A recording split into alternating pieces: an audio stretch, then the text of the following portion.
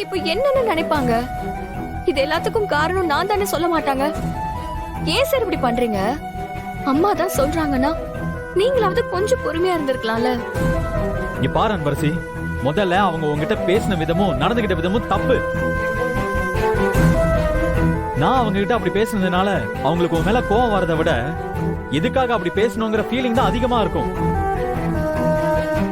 அது அவங்க ரியலைஸ் பண்ணணும் தான் நான் அப்படி பேசினேன்.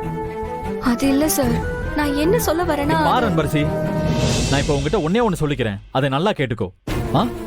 இன்னைக்குன்னு இல்ல, என்னைக்கா இருந்தாலும் சரி, நமக்குள்ள எவ்வளவு சண்டை நடந்தாலும் சரி, உங்ககிட்ட நான் முக்கியமா இல்ல உன் கனவு முக்கியமானு யாராவது வந்து கேட்டா நீ என் கனவு தான் முக்கியம்னு ஒரே முடிவா சொல்லணும். எப்பவுமே நானும் அதுதான் விரும்புவேன். இங்க பாரு, உனக்கு இன்னொரு விஷயம் தெரியுமா? எங்க அப்பா திடீர்னு ஒன்னும் இந்த நிலைமைக்கு வரல, ரொம்பவே கஷ்டப்பட்டிருக்காரு. அதெல்லாம் பார்த்துதான் நானும் வளர்ந்தேன். அதனால கஷ்டப்படுறது ஒன்றும் எனக்கு சிரமம் இல்லை. நாம முதல்ல இருந்தே வாழ்க்கையை ஆரம்பிப்போம். இதுக்கப்புறமா நீ இந்த வீட்ல இருந்து எதையுமே எதிர்பார்க்காத, புரியுதா?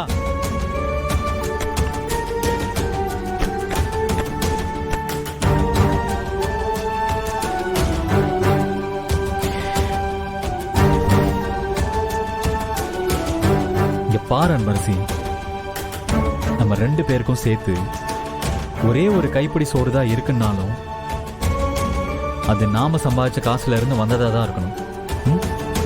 புரியுதா? இங்க பாரு, நீ ஒன்னும் கவலைப்படாத. நான் எப்படியாவது ஒரு நல்ல வேலையா கண்டுபிடிக்கிறேன். அதுக்கப்புறம் நான் எவ்வளவு கஷ்டப்பட்டாலும் சரி, உன்னை ராணி மாதிரி வச்சு பார்த்துக்கிறேன்.